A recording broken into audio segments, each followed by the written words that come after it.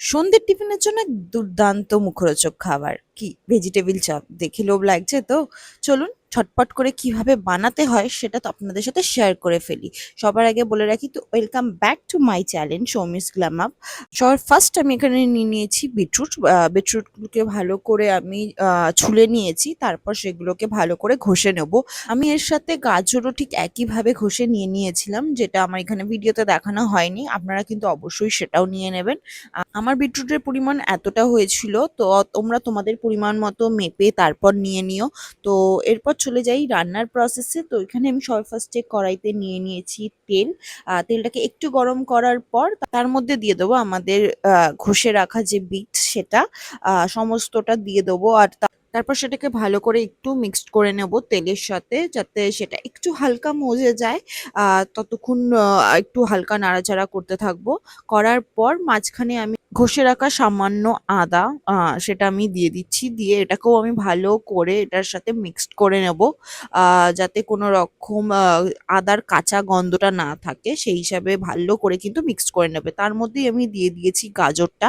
সমস্তটা এবার ভালো করে একসাথে আমরা মিক্স করে নেব, আর ততক্ষণ নাড়াচাড়া করব যতক্ষণ না ভাপে এটা একদম নরম হয়ে যাচ্ছে। এরপর এর মধ্যে অ্যাড করছি পরিমাণ মতো গরম মশলা, সঙ্গে দারচিনি পাউডার। সবটাই পরিমাণ মতো দেবে, মানে যে যতটা কোয়ান্টিটি বানাচ্ছ সেই হিসাবে পরিমাণ মতো কিন্তু এটা দেবে। সাথে সামান্য একটু নুনও দিয়ে দেবে, সেটা আমার ভিডিওতে স্কিপ হয়ে গেছে, তোমরা অবশ্যই কিন্তু নুনটাও দিয়ে দেবে। আর সবার লাস্ট দিয়ে দিচ্ছি এখানে আমি লঙ্কার গুঁড়ো, সেটাও পরিমাণ মতো, যে যতটা ঝাল খেতে পছন্দ করো সেই হিসাবেই অবশ্যই দেবে। দেওয়ার পর সমস্তটাকে আমি ভালো করে মিক্সড করছি, দেখতেই পাচ্ছ অলমোস্ট কিন্তু এবার এটা হয়ে এসেছে, সেটা দেখতেই পাচ্ছ। আর তার মধ্যে এবার আমি মিক্সড করে দিচ্ছি পরিমাণ মতো বাদাম, যাতে জিনিসটা আরো একটু মুখরোচক লাগে। তারপর সেটাকে একটা প্লেটে ঢেলে নিয়ে আমি এখানে বসে গেছি শেপ দিতে। তোমরা গোলও বানাতে পারো, আমি এখানে একটু ডিমের শেপের বানাচ্ছি, বা লম্বাটাও বানাতে পারো। তো এখানে আমি ডিমের শেপের বানিয়ে বানিয়ে আগে রেখে দিচ্ছি প্লেটে সাজিয়ে। আর এটা করতে করতে আমি এদিকে বলে রাখি, যারা আমার চ্যানেলে নতুন তারা অবশ্যই কিন্তু সাবস্ক্রাইব করে দিও আমার চ্যানেলটাকে, যাতে এরকম সুন্দর সুন্দর আরো ভিডিও আমি তোমাদেরকে দিতে পারি।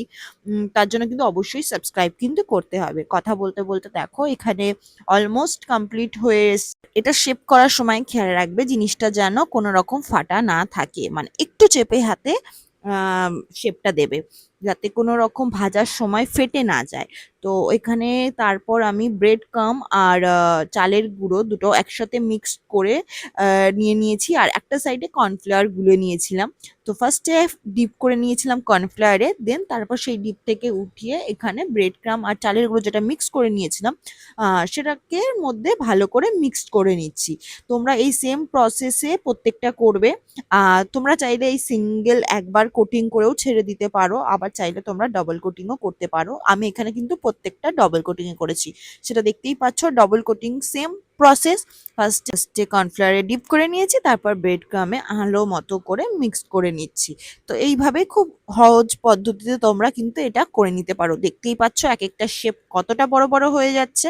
তো তোমরা সিঙ্গেল কোটিংও আবার বলেছি তোমরা রাখতেই পারো, আমি ডবল কোটিং করেছি। আর ডবল কোটিং করার পর এটা দেখতে ঠিক এরকম লাগছিল। তো চলো, এদিকে তেল গরম করা হয়ে গেছে, আর তার মধ্যে এবার ছেড়ে দিচ্ছি আমার ভেজিটেবিল চপ।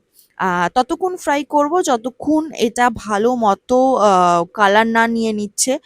হালকা হাতে ধীরে ধীরে কিন্তু উল্টাবে, যাতে কোনো রকম ভেঙে না যায়। তো দেখতেই পাচ্ছ কিরকম ভাবে হালকা করে ব্রাউন ব্রাউন হয়ে আসছে, হালকা হালকা করে এদিক ওদিক করে, যাতে সব দিকটা ভালো করে ফ্রাই হয় সেটার দিকে কিন্তু খেয়াল রাখবে। তো আমার ভাজা এখানে কমপ্লিট, তাই আমি এক এক করে সমস্তটা প্লেটে উঠিয়ে নিচ্ছি।